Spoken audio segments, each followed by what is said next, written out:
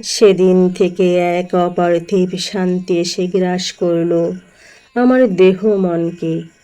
সেদিন থেকে সোনালি গোধূলির শান্ত নিবিড় নিস্তব্ধতার মতো এক স্বর্গীয় প্রশান্তি এসে ঘিরে ধরল চারপাশ থেকে। যেদিন থেকে আমি জানলাম আমি আসলে নিজেই নিজের শ্রেষ্ঠ বন্ধু, যেদিন থেকে আমি জানলাম এই পৃথিবীতে নিজের মতো কোনো উৎকৃষ্ট বন্ধু আর দ্বিতীয়টি নেই মানুষের জীবনে, যেদিন থেকে আমি জানলাম আমি আসলে নিজেই নিজের সর্বোৎকৃষ্ট বন্ধু, সেদিন থেকে আমার সব দুঃখ উবে গেল বিস্তীর্ণ আকাশে। আমার একাকিত্ববোধ, ব্যথা, বেদনা, ম্লান হাহাকার সব কিছু নীলীন হয়ে মিলিয়ে গেল অদৃশ্য বাতাসে। আমি ধীরে ধীরে এক ভিন্ন তুমুল আনন্দোচ্ছল এক রহস্যময় মানুষে পরিণত হলাম। আমি এখন সমস্ত দিন আপন মনে কথা বলে চলি আমার ভিতরের অন্তর্লীন সেই নিবিড় বন্ধুটির সাথে। তার সাথে আপন মনের গহীনের সব দুঃখ, ব্যথা, বেদনা, সুখ ভাগ করে নিই। তার সাথে এমন নিবিড়ভাবে মহচ্ছন্ন হয়ে থাকি যেন বাহিরের কেউ কখনো কষ্ট দিতে পারে না আমাকে।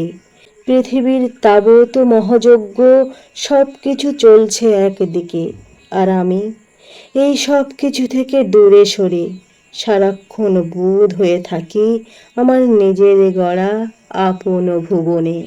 আমার শরীর জুড়ে শুধু দুঃখ আর দুঃখ, কিন্তু বিশ্বাস করো আমি দুঃখী নই। দুঃখগুলো কখনো ক্লান্ত করতে পারে না আমাকে, বরং দুঃখগুলো আমার পা থেকে কেশগ্র পর্যন্ত বুলিয়ে দেয় পাখির নরম পালকের মতো মোলায়েম এক পরম শান্তি নিবিড় স্পর্শে। কারণ আমার মনের গহীনের নিবিড় বন্ধুটির সাথে আমি অনবরত দুঃখগুলো ভাগ করে চলি, আর তা থেকে বের করে আনি আনন্দের স্বচ্ছ টলটলে স্নিগ্ধ ঝর্ণাধারা, শিশুর মতো আকাশ মাতানো উল্লাস করে। সেই স্বচ্ছ টলটলে ঝর্ণাধারা শব্দের শীতল বৃষ্টি হয়ে ঝরে পড়ে আমার অজস্র কবিতার মায়াবী বিস্তীর্ণ জমিনে। এই পৃথিবীতে প্রতিটি মানুষই একা। জীবনের নানা চরাচরে এসে আমি এক সময় এই সত্যকেই অনুধাবন করেছি। এই ক্ষণিকের দৃঢ় জীবন পথে অনেকেই বন্ধু হয়, কিন্তু শেষ অবধি কেউ থাকে না আমাদের সাথে। শেষের পথে এসে আমরা প্রত্যেকেই হয়ে যাই সেই একা।